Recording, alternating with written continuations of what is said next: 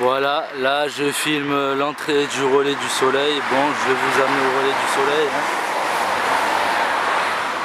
Monsieur Hervé, un petit mot pour la journée porte ouverte du... Ça a été une semaine relativement stressante. Beaucoup de travail. Énormément de travail, mais une bonne dynamique de nos jeunes. Salut bien. Vous aussi? Ça va? À chaque fois que je passe au foyer, tu n'y es pas. Et moi, j'ai pas de soucis. Non, mais là, c'est tout.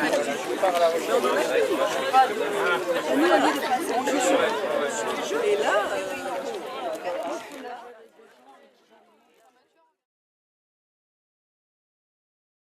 Antonin, c'est comme tu veux. Qu'est-ce que l'ordonnance de 1945 et pourquoi a-t-elle été créée?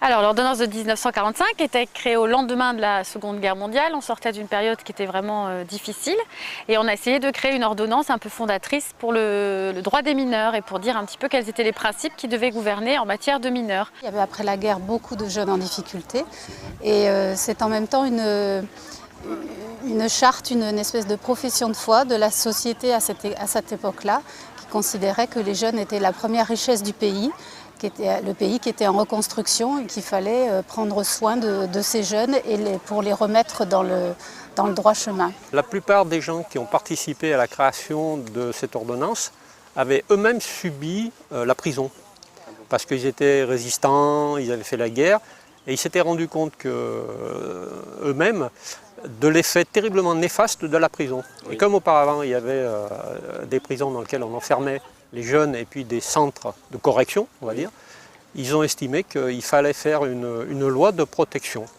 L'ordonnance de 1945, c'est la suite de ce qui avait été prévu avant la guerre pour la justice des mineurs. La guerre étant intervenue, donc l'ordonnance n'est sortie qu'en 1945.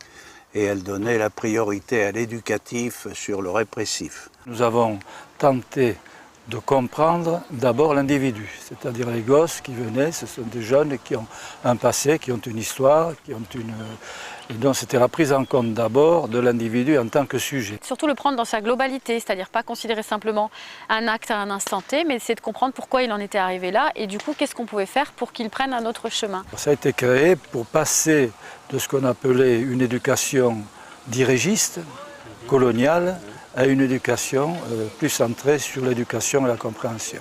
Pour moi, c'est ça, l'ordonnance de 1945, c'est un texte fondateur, très humaniste, qui croit à l'homme, qui croit qu'un mineur, c'est pas tout à fait pareil qu'un adulte, et qui croit qu'un mineur, ça peut changer, mais que pour cela, il a besoin d'être accompagné. On a travaillé sur l'enseignement, la formation professionnelle, le sport, et pour certains, comme moi et d'autres, un peu sur la culture, peinture, expression, théâtre, cinéma même, après. C'était ça l'esprit de 1945 pour nous. Monsieur Laurent, un petit mot à dire pour la journée porte ouverte Eh ben, ce qui est magnifique, c'est qu'on présente toutes les choses qui ont été faites par les jeunes, de toutes les activités, et c'est ça qui est très intéressant, comme ça les met en valeur. Et puis il y a une façon de reconnaissance, et puis on les voit sous un autre œil aussi. Ils sont capables aussi de faire des belles choses. Tout ce qui nous permet de sortir de nous, de penser à autre chose. À s'évader et tout ça. Voilà. Voilà, de mettre notre imagination en place. Voilà, et ça même permet pour toi de faire même un reportage en plus, alors c'est génial. Nous filme, là j'essaye de filmer un peu les sculptures, mais je vais me rapprocher pour qu'on les voie. Là, nous voyons un A comme avenir. Là, nous voyons un E comme espoir. Là, nous voyons un Y comme YouTube. Quel regard critique portez-vous sur l'évolution de l'ordonnance de 1945 ? Le premier regard critique que je porte, c'est qu'on n'arrête pas de la modifier, on n'arrête pas de dire qu'on va la modifier, mais en fait on l'a déjà modifiée 20 ou 25 fois, sauf qu'on la réforme par tout petit bout, sans jamais considérer la cohérence d'ensemble du texte, voilà, sans jamais réfléchir vraiment à ce qu'on fait. Donc ça c'est déjà un problème. Après, le regard critique que je porte sur l'ordonnance de 1945, c'est que sans le dire, eh bien, on est en train de porter atteinte au principe de l'ordonnance de 1945, c'est-à-dire qu'on est en train de faire primer le répressif sur l'éducatif, et on est en train d'aligner de plus en plus la justice des mineurs sur la justice des majeurs. Donc on est en train de s'éloigner de la philosophie de départ de l'ordonnance de 1945. Donc moi je porte un regard très critiques et les textes très récents sont plutôt inquiétants, je pense, pour les mineurs, en tout cas pour le droit des mineurs, et la façon de considérer un mineur dans la société surtout, parce qu'on considère maintenant presque qu'ils sont plus méchants que les adultes et qu'il faudrait presque les réprimer plus sévèrement. On a introduit des questions de comparution immédiate qui n'étaient pas prévues au départ pour les mineurs, puisque le juge des enfants était compétent pour les mineurs, il prenait son temps, on confiait des mesures au service éducatif. Donc les comparutions immédiates, c'était extrêmement grave. On a modifié la question de l'âge auquel on peut incarcérer les mineurs. Ça a bougé, ça aussi. Je ne suis pas contre la prison, j'ai une fonction essentiellement répressive et j'aime ce que je fais. Donc ça ne me gêne pas d'envoyer quelqu'un qui a fait quelque chose de grave en prison, y compris un mineur. Simplement, il faut qu'il y ait des gens qui l'accompagnent, il y ait des éducateurs qui aillent le voir en prison, qu'il y ait des éducateurs qui l'attendent à la sortie de la prison et qu'on mette en place des projets sur le long terme. Les mineurs, justement, ils ont tendance, selon leur délit, à être jugés comme des personnes majeures. De plus en plus, la loi, les projets de loi actuels, et encore dès qu'ils sont tout récents et qui risquent peut-être d'être votés, effectivement tendent maintenant à aligner la justice des mineurs sur la justice des majeurs, avec cette idée que si on est assez grand pour commettre des délits, on doit être assez grand pour être puni. Et vous, vous en pensez quoi exactement ? Moi, je reste assez attachée à l'ordonnance de 45 et à sa philosophie, c'est-à-dire que tant qu'on est jeune, tant qu'on est mineur, c'est-à-dire qu'on n'est pas adulte, on n'a pas à être traité comme un adulte et on doit être surtout encouragé à devenir un adulte responsable. Et donc ce qu'on appelle la priorité éducative, qui est contenue dans l'ordonnance de 45, me paraît toujours d'actualité. Je ne vois pas, bien sûr, du temps à passer, mais les enfants sont toujours des enfants et on est enfant jusqu'à 18 ans d'après la Convention des droits de l'enfant. On remet en cause l'ordonnance de 45, qui est une très grosse erreur. Ça ne veut pas dire qu'il ne faut pas punir, mais non seulement on peut punir, c'est-à-dire tout acte délictueux doit être puni, mais la punition doit être plus ou moins différente. Ce n'est pas en enfermant les gosses en prison, ce que j'appelle des gamins en prison, ils en sortiront pire. La prison, ça n'a de valeur que sur très peu de temps, c'est-à-dire la sanction. Et après, il faut tout de suite passer à autre chose, permettre à ces jeunes de leur ouvrir l'esprit sur ce que peut être la vie différente en dehors de la délinquance, de la combine, du trafic, etc. Mais ça revient plus cher, disent-ils, c'est pas vrai. La prison revient beaucoup plus cher qu'on imagine, mais personne n'a le culot de le dire. Ça coûte très cher la prison, qu'elle soit privée ou publique, ça coûte très cher à la société et les prisons sont archi pleines. Nous montons les escaliers du centre de jour. Nous allons filmer tout le monde.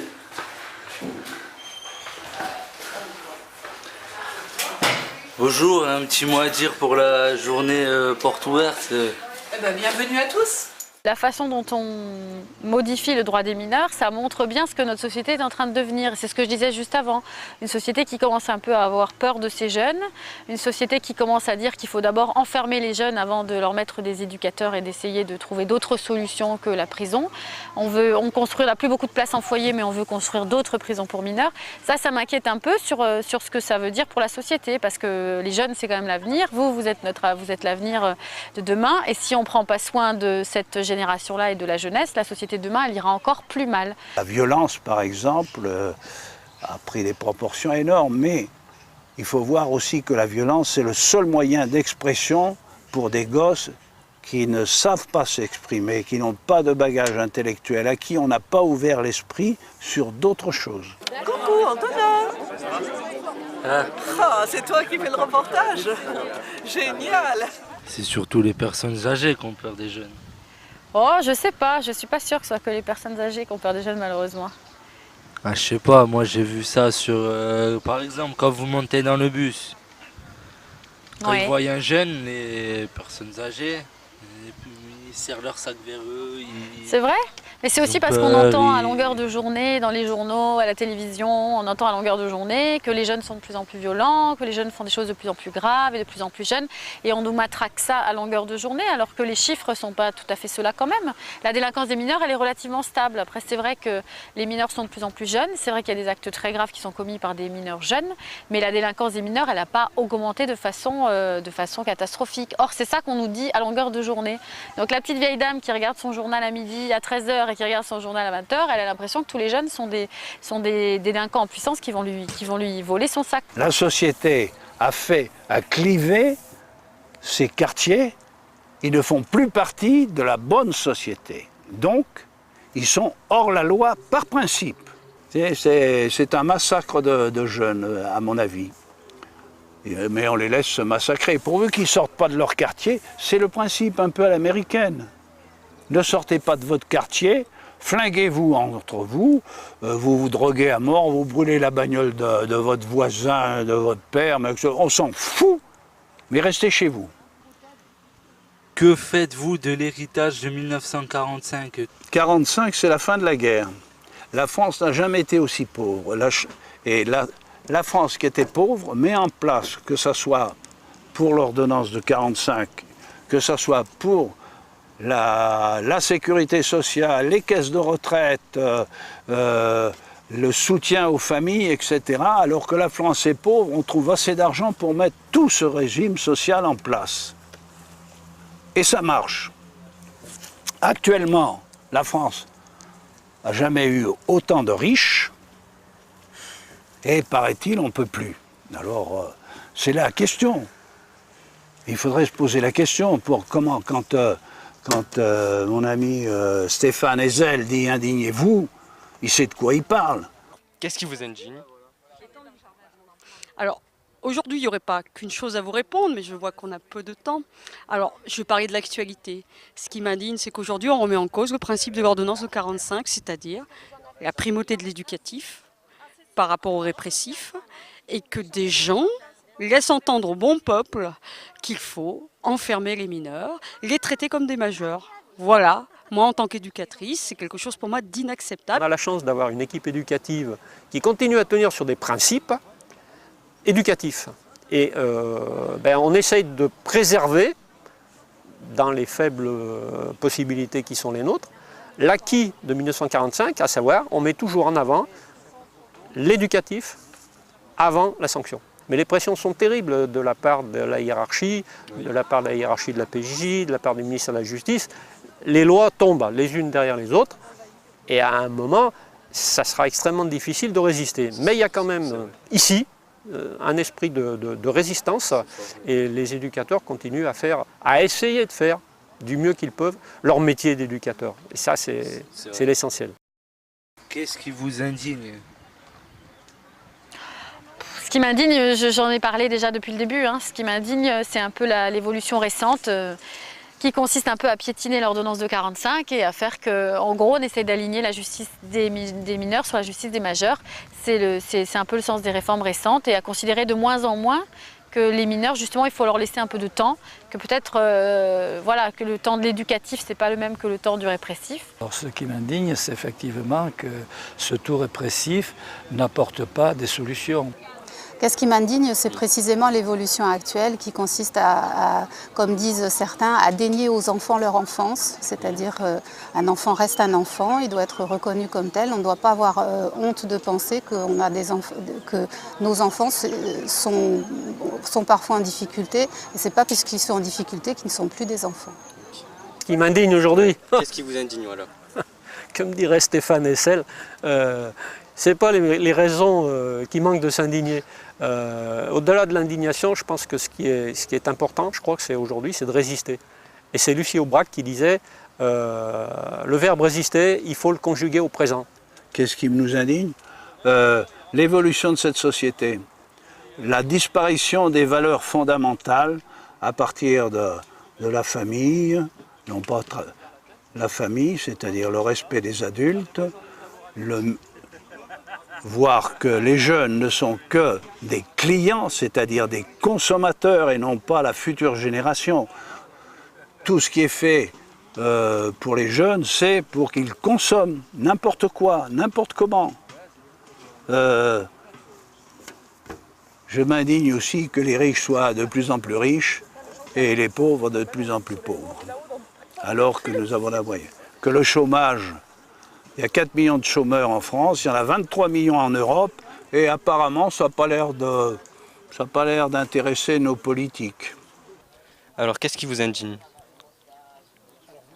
Alors ce qui m'indigne, c'est que les jeunes n'aient plus d'espoir. La philosophie qui fonde l'ordonnance de 45 est essentielle parce que je pense que comment on pense notre jeunesse, c'est comment on pense notre société, comment on pense notre avenir, notre futur. Et que si on lâche ça, eh ben, on lâche énormément de choses et c'est vraiment très révélateur d'une dégradation de la confiance en l'autre. On rentre dans la peur. Alors, moi, ce qui m'ennuie actuellement, c'est que l'être humain n'est plus au centre des préoccupations. Ce qui m'indigne, c'est que de plus en plus, j'ai l'impression que on ne sait plus prendre le temps de réfléchir aux actes politiques qu'on pose et tous les jours. Parce que les actes politiques, c'est pas simplement les voter. C'est savoir ce qu'on veut, dans quelle société on veut vivre et comment on veut la faire vivre. Qu'est-ce qui vous indigne? Beaucoup de choses m'indignent. Je suis très en colère par tout ce qui se passe aujourd'hui dans notre pays, en France, et même à l'extérieur, puisque je suis indignée pour tout ce qui se passe chez nos amis les Grecs, qui sont en train de crever de faim. Chez nous, les gens qui sont bénéficiaires du RSA, qu'on harcèle sur des résultats de recherche d'emploi, alors que ce sont des gens qui sont en difficulté, qui sont loin d'accéder à l'emploi. Je suis indignée par tout ce qui menace les familles de nos jeunes, à qui on dit qu'on va leur supprimer la CAF parce que le petit ne va plus à l'école, parce que le petit est en difficulté. Donc on enfonce les familles. Je suis indignée par le nombre de bénéficiaires de Restos du Cœur et surtout les personnes âgées qui sont de plus en plus nombreuses à se rendre au Restos du Cœur. Ce qui m'indigne peut-être le plus aujourd'hui, c'est qu'il y ait des gens qui vivent avec 400 € par mois. Et puis il y en a comment ils peuvent vivre avec 400 000 € par mois. Voilà. En quoi un joueur de foot de l'OM a une importance sociale plus importante, qui mérite un tel salaire par rapport à n'importe quel citoyen ordinaire. Qu'est-ce qui vous indigne? L'injustice, la pauvreté, c'est ça qu'il faut répondre? Vous pouvez argumenter. Ah oui. Argumenter? Ah ben parce que l'injustice, c'est primordial. Et l'injustice, ça va exactement ce qui va contre la liberté. La liberté, c'est la chose la plus importante qui soit. Et puis j'ai dit la pauvreté, et ben ça va aussi contre la liberté. Alors donc tout ce qui va contre la liberté m'indigne. T'as montué les questions avec le procureur, la police. Est-ce qu'il y a ça enregistre la voix aussi? Non. Logiquement, on entend la mienne, mais je suis pas sûr qu'on entende la tienne. D'accord, ok. Donc ça sert à rien que je parle? Si, tu peux parler près, parce que le micro il est là. D'accord, ok. Mais tu enregistres pas là? Si. Ah si. Quand il y a marqué Rex avec le point rouge, c'est que c'est dans la boîte.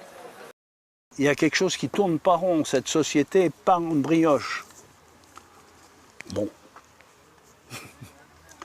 Vous aimez la brioche? Moi j'aime bien. Bon. Brioche avec des petites pépites de chocolat. Vous pourrez le couper ça.